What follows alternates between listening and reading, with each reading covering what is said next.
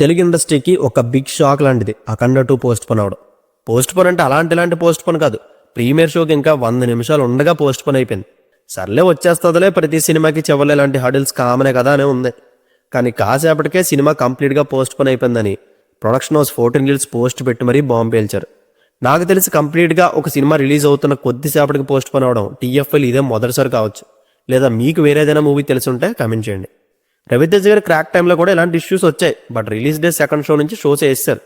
And Harihara Veeramallu టైంలో కూడా ఏం రత్నం గారికి పాత డెబ్ట్స్ ఉండి మూవీ రిలీజ్ని ఆపేస్తామంటే కళ్యాణ్ గారు వెంటనే ఇనిషియేట్ తీసుకుని తన రెమ్యునరేషన్ ఆపించేసి తన నెక్స్ట్ ప్రాజెక్టుల ప్రొడ్యూసర్స్తో మాట్లాడి 30 కోట్లు అరేంజ్ చేయాలో చూసి ఆ ఇష్యూని విత్ ఇన్ టైంలో సాల్వ్ చేశారు.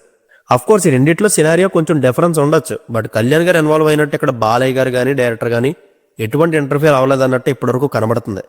మేబీ ఇది వాళ్ళ చేతులు దాటిపోయి ఉండొచ్చు. మరి ఈ విషయం మీద అఖండ 2 ప్రొడ్యూసర్స్ బయటకు వచ్చి ఏం చెప్తారో చూడాలి.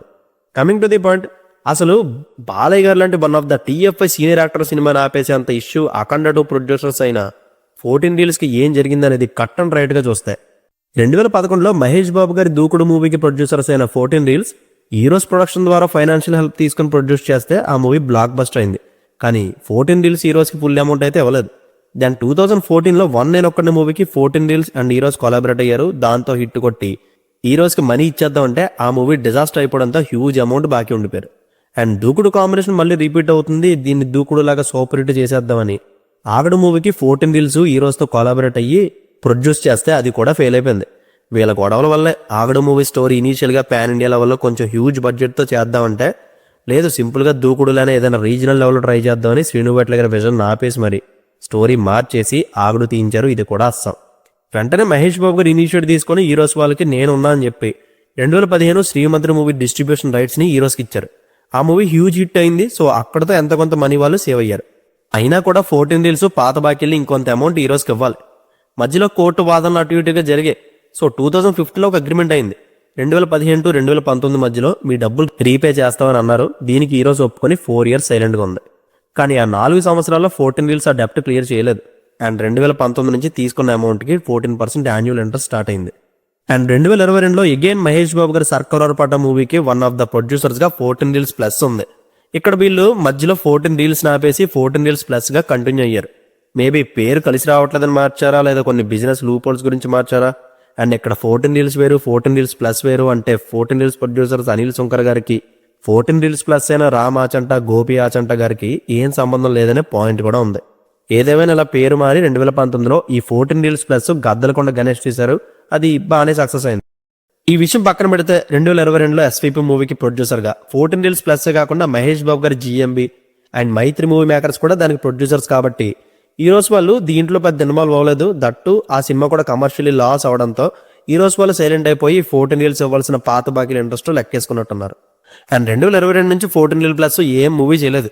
ఇప్పుడు మళ్ళీ అఖండ 2 చేస్తున్నారు కాబట్టి ఇదే గోల్డెన్ ఆపర్చునిటీ అనుకుని ఇప్పుడు హీరోస్ 14 రీల్స్ మీద కోర్టులో కేసేశారు. కోర్టు ఏమో డబ్బులు ఇస్తే కానీ రిలీజ్ ఎలా ఉండదని చెప్పేశారు. ఈ విధంగా అఖండ 2 పోస్ట్ పోన్ అయిపోయింది. అండ్ 14 రీల్స్ హీరోస్కి ఇవ్వాల్సిన టోటల్ అమౌంట్ అరౌండ్ 27 crores. దానికి 14% యాన్యువల్ ఇంట్రెస్ట్ కలిపి టోటల్ 50+ అయ్యింది. ఇప్పుడు అందులో సగం అమౌంట్ ఇచ్చి మిగతా అమౌంట్ చెక్స్ మీద డేట్స్ వేసి ఇచ్చేలా 14 రీల్స్ ప్రయత్నిస్తుంది. కోర్టు ఏం తీర్పిస్తుందో చూడాలి.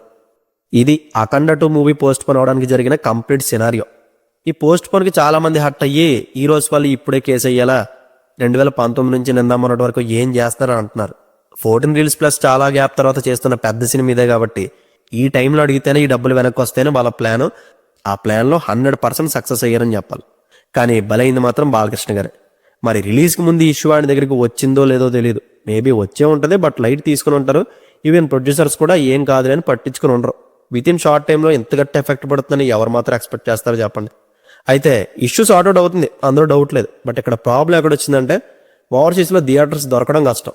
ఆల్రెడీ అఖండ 2కి బుక్ చేసుకుని అది క్యాన్సిల్ అవడంతో అమౌంట్ రిఫండ్ ఇచ్చే పనిలో ఉన్నారు వాళ్ళు. అట్ ద సేమ్ టైం ఆ థియేటర్స్లో Zootopia 2 and wicked for good ఈ మూవీస్ మ్యాక్సిమం అలౌట్ అయిపోయాయి. ఒకవేళ వెంటనే అఖండ 2కి థియేటర్స్ ఇవ్వాలన్నా చాలా లిమిటెడ్గానే వస్తాయి. సో నెక్స్ట్ వీక్ అంటే December 12th రిలీజ్ చేయడానికి ట్రై చేయాలి. మళ్ళీ థర్డ్ వీక్ అంటే అవతారం వస్తుంది కాబట్టి అస్సలు థియేటర్స్ దొరకవు. సో ఈ క్యాలిక్యులేషన్స్ అన్ని చూసుకొని అఖండ 2 రిలీజ్ December 12th చేస్తారా, December 25th చేస్తారా, లేదా 2026 అనేది తెలియదు. ఒకవేళ వెంటనే December 5th or 6th release అంటే ఇండియాలో ఏ ప్రాబ్లం ఉండదు. ప్రాబ్లం అంతా ఓవర్సీస్లోనే. చూద్దాం. మేకర్స్, ఎగ్జిబిటర్స్, డిస్ట్రిబ్యూటర్స్ కలిసి ఏ నిర్ణయం తీసుకుంటారో లెట్స్ సీ. మరి ఈ ఇష్యూ మీద మీ ఒపీనియన్ ఏంటో కమెంట్ చేయండి. See you in the next video. Take care friends and thank you.